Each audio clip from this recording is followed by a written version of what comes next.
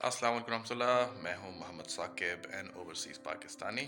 بڑے تیزی سے بدلتے ہوئے حالات ہیں۔ ان حالات کے اندر ہر جو اسٹیٹ کا ایک فیکٹر ہے وہ اپنی اپنی پوزیشننگ کر رہا ہے۔ کچھ ملاقاتیں جاری ہیں، کچھ حاضر، کچھ ناظر اور کچھ ریٹائرڈ لوگوں سے، اور ان کی فیڈ بیک لی جا رہی ہے، اپنا پوائنٹ آف ویو بتایا جا رہا ہے۔ ادھر کابینہ کے اندر ایک چوں چوں کا مربع ہے جو کہ ابھی تک کسی یہ جو بیل ہے یہ کسی منڈیر بیٹھ نہیں رہی۔ لیکن اس سارے کام کے پیچھے نا ہمیں انالائز کیا کرنا ہے۔ ابھی کچھ عرصہ پہلے ٹرکی کے اندر ایک کوپ ہوئی تھی، اور اس کوپ کے اندر انہوں نے لوگوں نے اپنی جانیں دے کے اور پھر اپنے ملک کو ایک state with in the state کے سے آزادی دی تھی۔ ہماری سچویشن ٹرکی سے بہت زیادہ ملتی ہے۔ وہی interference from the arm forces, وہی tape dance of political partners, یا وہ مہرے جن کو پچھلے 30-40 سال میں اپنی اپنی ضرورتوں کے مطابق، اپنی اپنی بارڈر مینجمنٹ کے مطابق ان کو تیار کیا گیا تھا، اب وہ نہ صرف بلیک میلرز بن چکے ہوئے ہیں بلکہ وہ اپنا اپنا حصہ مانگتے ہیں۔ جن لوگوں کو شہداء کی زمینیں دی گئی تھیں ہزاروں کنال کے حساب سے، جو انہوں نے اپنے پراکسیز کے نام پہ رکھی ہوئی ہیں، وہ ظاہر ہے جو بوٹ پالش یا بوٹ کو چمکانے والے کا تو نام ہم ٹھوک بجا کے دیتے ہیں، لیکن جناب والا یہ بوٹ کس کا ہے؟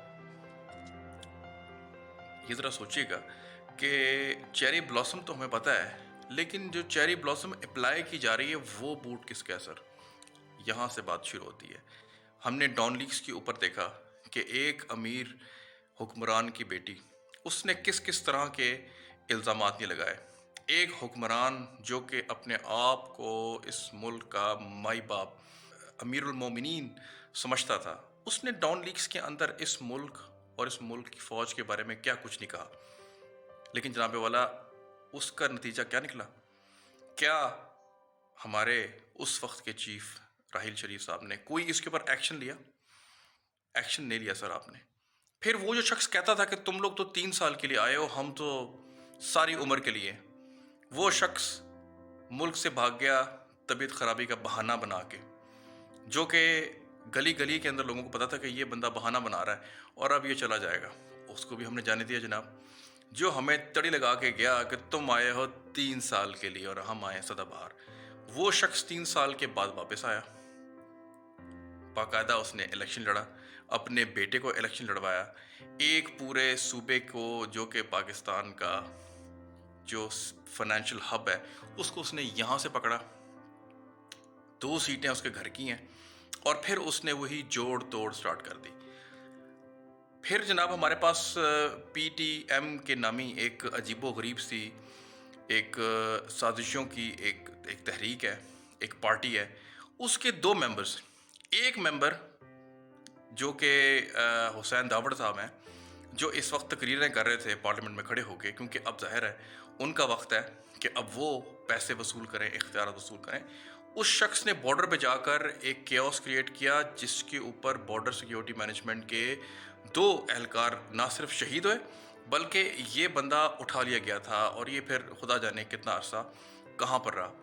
لیکن آج وہی صاحب آ کر جمہوریت کے چیمپئن بن کے اور وہ ہمیں بھاشن دے رہے تھے، اور اب وہ کابینہ کے اندر بھی آئے گا بندہ، اور یہ بندہ پراکسی ہے افغانستان کی۔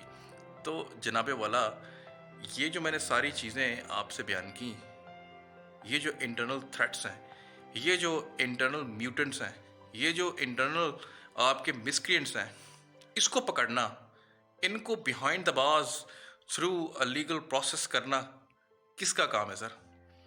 اب مسئلہ یہ ہے کہ اب پالا پڑا ہے آپ کا پی ٹی آئی کے ٹائگرز کے ساتھ، جو کہ اب ایک آدھ ہفتہ اور گزر جائے تو شاید وہ عمران خان کی بھی بات نہ سنیں۔ تو اب پانی جو ہے وہ سروں سے گزر چکا ہوا ہے سر، اب یہ نہیں چلے گا۔ ایک اور بڑے ہمارے پیارے میڈیا کے پرسنالٹی، ہمارے کسٹمز کے آفیسر رہے ہوئے عاشر عظیم صاحب، جو آج کل کینیڈا میں ہوتے ہیں، انہوں نے یہ سسٹم ہے اس کے بارے میں بڑی زبردست قسم کی ایک پوری سیریز بنائی کہ یہ جو سٹیٹ ود ان سٹیٹ ہے، اس سے جان چھڑانے کا کیا طریقہ کار ہے۔ آپ وہ ضرور دیکھیے گا، یوٹیوب پہ سرچ کیجیے گا، اور اس میں پورا اس نے سولوشن دیا ہے. یہ صرف تنقید، اور بندے نے یہ بتایا کہ یہ جو اسٹیٹ ود ان اسٹیٹ ہے اس کا ریزالو کیا ہے. اور جب وہ ریزالو یہ بتائے گا تو اس کو خدا رہا اینٹی پاکستان، غدار وطن، آرم فورس کا مورائل ڈاؤن کرنے والا ٹیگ نہ کریں. یہ سوچنا پڑے گا ہماری فورسز کو کہ جناب والا کوئی انٹرنل کلینزنگ کا کوئی سسٹم میکینزم ہے آپ کے پاس کہ جس کے اندر یہ چیزوں اور یہ اقتدار کا بے روی کا استعمال یہ کسی طرح کنٹرول میں آ سکے، یا کوئی ایسا پلیٹ فارم ہے کہ اگر کسی سے غلطی ہوئی ہے تو ہی should be trial for that. اگر سر نہیں ہے تو پھر اب پالا پڑ گیا ہے پی ٹی آئی سے، اور اب دیکھتے ہیں کہ یہ کہانی کہاں جا کے اینڈ ہوتی ہے. اپنی فیڈ بیک دیجیے گا، انشاءاللہ اس سارے پروسیس کے اوپر کتارسس کرتے ہیں. اور ایک بات مدبانہ کہ جتنے آپ محب وطن ہیں سر اتنا میں محب وطن ہوں، اور یہ مجھے بات بار بار بتانی پڑتی ہے کہ we the overseas Pakistani we contribute $30 billion a year اس مادر ملت، اس دھرتی ماں کے لیے انکنڈیشنلی. تو یہ بات میں ریپیٹ کرتا رہوں گا تاکہ اس سے پہلے کہ کوئی بندہ اینٹی اسٹیٹ یا اینٹی اینڈ پرو ڈکلیئر ہو، یہ کہ یہ جو پھر ایک شوشہ ہے پی ٹی آئی فنڈنگ کے کیس کا، اس کے پیچھے بھی کوئی ناکردہ قوتیں. یہ ایسے نہیں 30 دن کے لیے لگ گیا. یہ جو ہم نے الیکشن کمیشن بنایا ہے یہ کس کے زیر تسلط ہے سر؟ اس کو بھی کنٹرول کرنے کی ضرورت ہے. تو جو انسٹیٹیوشنز ہیں سر ان کے یہ حالات ہیں تو لوگ کیوں نہ باہر نکلیں؟ دنیا بھر میں لوگ باہر ہیں، لوگ پروٹیسٹ کر رہے ہیں، اور لوگ اپنے اس دھرتی ماں کو انٹرنل اور ایکسٹرنل آکیپائر سے چھڑا کر رہیں گے. ٹیک مائی ورڈز فار اٹ. فی امان اللہ. اللہ حافظ.